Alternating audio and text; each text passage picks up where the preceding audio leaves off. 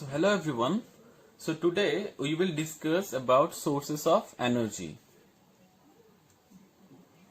So basically there are two types of sources of energy. One is renewable source of energy, another one is non-renewable source of energy. The source of energy which are easily available and can be reused after once, they are called renewable source of energy. And the source of energy which are limited in amount and cannot be reused are called non-renewable source of energy. So some examples of renewable source of energy are this solar energy, wind energy, water. These all are renewable source of energy, and non-renewable source of energy are coal, petroleum are non-renewable source of energy. Now characteristics of good source of energy. Number one, they should be easily accessible. They should be easy to store and transport. They are convenient and comfortable to use. These are some characteristics of a good source of energy. Now, conventional and non-conventional sources of energy. Sources of energy which has been in use from centuries are called the conventional source of energy. For example, wood, petrol, hydropower, etc. Non-conventional source of energy. Source of energy which we have started using in recent times are called non-conventional sources of energy. For example, nuclear energy, geothermal energy, solar energy, etc. Now we will discuss fossil fuel. Fossil fuels were formed millions of years ago when plants and animals get buried under the earth and were subjected to high pressure and temperature. This is the figure which shows that sea animals and plants millions of years ago get buried and later they convert it into fossil fuel under high pressure and temperature. Now, disadvantage of fossil fuel. Burning of fossil fuel causes air pollution. Burning of fossil fuel produces carbon dioxide gas which causes global warming. Burning of fossil fuel releases nitrogen dioxide gas, sulfur dioxide gas which causes acid rain. Now we will discuss thermal power plant. So thermal power plant burns fossil fuel like coal or gas burned,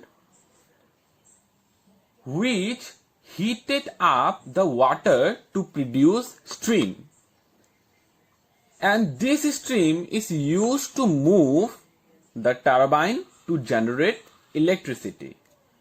The term thermal power plant is used since fuel is burned to produce heat, energy which is converted into electrical energy. Now, some advantage of thermal power plants and disadvantage of thermal power plants are this. So these are the advantage and disadvantage of thermal power plant. They very large amount of electricity is generated at a place cheaply. Transporting coal, oil and gases to the power station easy. Power stations run by petroleum gas are very efficient. This can be built almost anywhere. Disadvantages. The major drawback of these plants is the pollution caused by burning of fossil fuels. Coal-based power stations need huge amount of fuel to fulfill the demand. This keeps a large area near the power stations occupied with piles of coal. It is a non-renewable source of energy. Now we will discuss about hydropower plant. So this is a schematic view of hydropower plant. So working diagram, this is the working diagram of hydropower plant. So the electricity produced by using energy of fallen water is called hydroelectricity. Now we will discuss about working of hydropower plant. To produce electricity, a high-rise dam is built to stop flowing river water. Due to this, a large reservoir builds up behind the dam. As more and more water collects in the reservoir, the level of water behind the dam rises to a large height. In this way, the kinetic energy of water is converted into potential energy of water behind the dam. Thus, the water behind a tall dam has a lot of potential energy. The sluice gate at half the height of the dam are opened to allow some of the stored water to escape. This water is taken through the pipe to the turbine installed at the bottom of the dam. Since water flows down through a large height, it falls very fast. A high pressure jet of fast flowing water pushes the blades of the turbine and makes the turbine rotate. The turbine is connected to the generator through a shaft and thus produce electricity.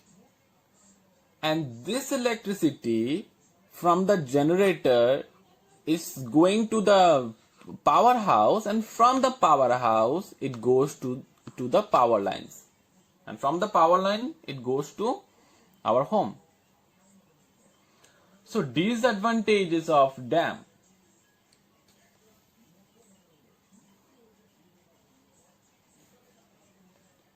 So highly expensive to construct the dam. It destroys the ecological balance. Large areas of human habitation and agricultural field get submerged underwater. So that is for today. In my next class, we will discuss about improvement in the technology